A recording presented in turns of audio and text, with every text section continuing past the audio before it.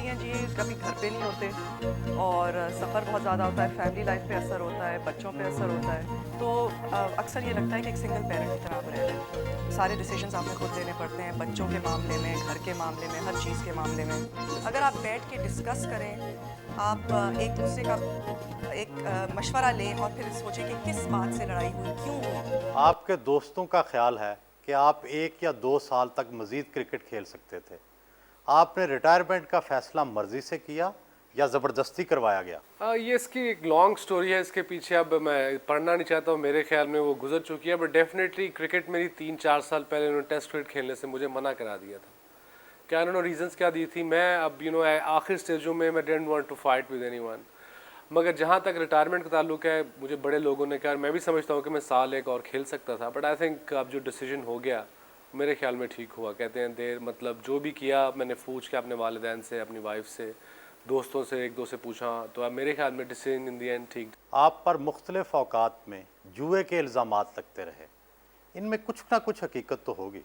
अगर देखें पाकिस्तान में अगर ये हकीकत होती या कुछ ना कुछ इस पर होता, जितनी इंक्वायरीज में मैं बैठा हूँ, मेरा नहीं ख्याल कि पाकिस्तान ना कोई स्पोर्ट्समैन बैठा भी होगा। जहाँ तक मेरा अपना ज़ाती ताल्लुक है, ना कभी मैं ऐसी चीज़ में इन्वॉल्व रहा हूँ, ना कभी मुझे ज़रूरत पड़ी है इन्वॉल्व होने की, बिकॉज मैं टॉप क्रिकेटर था, टॉप अर्निंग थी मेरी, तो मुझे क्या ज़रूरत थी इन छोटे छोटे कामों में जाने की, बिला वजह अपना नाम, अपने फैमिली का नाम ख़राब करने की, मुल्क का नाम ख़राब करने की। ये इल्ज़ामात शुरू कैसे हुए? ये शुरू बस वो 96 वर्ल्ड कप में जो क्वार्टर फाइनल में सबको पता है कि मैं न्यूजीलैंड के खिलाफ लाहौर में इंजर हुआ हूँ, मेरी रिब केज का मसल पुल हुआ था। उसके बाद 96 में क्वार्टर फाइनल हारे, आमिर सोहेल कप्तान थे, आके उन्होंने कहा कि जी या ये फिट थे तो जान के नहीं खेले मैच। फिर मैं बार बैट अगर अगर मैं एक बंदा अनफिट हुआ है बैटिंग करते हुए, पता है मैंने बॉलिंग भी नहीं की सेकंड इनिंग में यहाँ लाहौर में न्यूजीलैंड के खिलाफ, कोई इंजेक्शन लेके ट्राई किया मैच से पहले, didn't work out. Intercostal muscle को 6 हफ्ते लगते हैं, किसी भी स्पोर्ट्समैन से पूछ लें।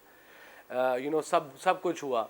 तो अब वो आके आपके अपनी एक्स कोलीग्स वगैरह कोई ऐसी बात करते हैं तो ऑब्वियसली लोग, प्रेस उनको कुछ हद तक मानते ही हैं कि भाई इनके अपने कोलीग्स ने कहा, नॉट नोइंग कि उसके पीछे उस बंदे या बंदों की रीज़न क्या है या क्या इस वजह से वो इसको बदनाम कर रहे हैं। इन इल्ज़ामात की वजह से आप और आपका ख़ानदान डिस्टर्ब तो होता होगा। डिस्टर्ब ऐसा वैसा मैं क्या, मेरी पूरी फैमिली, मेरे दोस्त, मेरे अहलो अहबाब सारे सारे डिस्टर्ब हुए थे। I been through a lot, 2-3 साल बड़ी मुश्किल से गुजारे हैं। हर आदमी मुश्किल में हो तो खुदा को याद ज़रूर करता है। क्रिकेट मैच में फंस जाते तो कौन सी दुआ करते थे? बिल्कुल। जब क्रिकेट मैच में ऑलवेज बॉलिंग बिस्मिल्लाह पढ़ के शुरू की है, जब भी कहीं भी शुरू की है, पहला पहला बॉल से पहले। और फिर अल्लाह मियाँ से दुआई करते थे कि आज सब टीम जीत जाए, टीम की बेहतरी हो जाए, एक विकेट मिल जाए, टीम को बीत जाए। तो अल्लाह ताला ने बड़ी दुआएं कबूल की हैं। सोने से पहले सूरतें पढ़ के सोते हैं, नफल मांगे होते थे पूरी टीम ने, इंक्लूडिंग मी। तो ये सारा सिस्टम, जब तक आपके पास फेथ ना हो या आपका अपने रिलीजन में बिलीव ना हो, वो आई थिंक आपकी पर्सनैलिटी में बहुत मैटर करता है। तो I was very much sort of strong person और बिलीव था अपने रिलीजन पे, और हमेशा मुश्किल वक्त में दुआ की और बड़ी दफ़ा कबूल भी हुई है।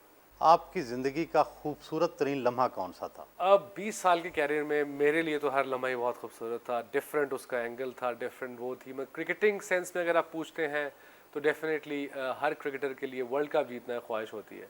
तो जब 92 का वर्ल्ड कप जीते, बल्कि हर स्पोर्ट्समैन की ख्वाहिश होती है कि वो अपने स्पोर्ट में वर्ल्ड कप जीते। तो I think 92 the world cup was, अगर आप एक पिक करें बैक ऑफ माइंड, तो वही एक लम्हा आता है जो कि वर्ल्ड कप का ईमान ने कप उठाया था। और हम सारे वहाँ जहाँ पे आके जो हम रिसीव हुए थे वो आज तक नहीं भूल पाया, ना कभी भूलूंगा आई थिंक।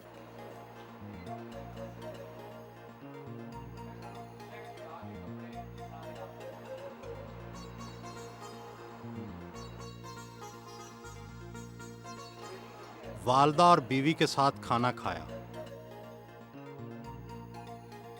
खावंद अगर सुपरस्टार हो तो बीवी पर क्या गुजरती है? मुश्किलें तो होती हैं जी, कभी घर पे नहीं होते और सफ़र बहुत ज़्यादा होता है, फैमिली लाइफ पे असर होता है, बच्चों पे असर होता है। उसके अलावा क्रिकेट ना मैंने कभी फॉलो किए, ना अभी भी करती नहीं हूँ। तो कभी सुपरस्टार के तौर से इनको देखा नहीं है। शौहर हैं, शौहर के तौर से देखा है। वसीम का बहुत सा वक्त बैरूनी दौरों में गुजरता है। उनकी मसरूफियात से घरेलू ज़िंदगी कितनी मुतासर होती है? जी, काफ़ी ज़्यादा मुतासिर होती है इस लिहाज से कि क्योंकि 2-2, 3-3 महीने के लिए बाहर, तो अक्सर ये लगता है कि एक सिंगल पेरेंट की तरह आप रह रहे हो। सारे डिसीजंस आपने खुद लेने पड़ते हैं, बच्चों के मामले में, घर के मामले में, हर चीज़ के मामले में। हर घर की तरह आपस में लड़ाई तो ज़रूर होती होगी। जिस तरह हर किसी फैमिली में लड़ाइयाँ होती हैं, जिस तरह हर किसी मियाँ बीवी में लड़ाइयाँ होती हैं, हम भी नॉर्मल लोग हैं हर किसी की तरह, हमारी भी लड़ाइयाँ होती हैं उसी सिलसिले में, घर के मामलों में, बाहर जाने, हर जैसे छोटी मोटी जो मियाँ बीवी की लड़ाइयाँ होती हैं। पहले सुलह कौन करता है? डिपेंड्स करता है जी गलती किसकी हो, कभी मैं करती हूँ कभी वो करते हैं, जो गलती मान ले। यूजली गलती आई थिंक मेरी होती है ना। खैर नहीं, ऐसी भी बात नहीं है, ये है कि आई थिंक बैठ के अगर हम एक मेन चीज़ देखें, शादी में कम्युनिकेशन होता है। अगर आप बैठ के डिस्कस करें, आप एक दूसरे का एक मशवरा लें और फिर सोचें कि किस बात से लड़ाई हुई, क्यों हुई।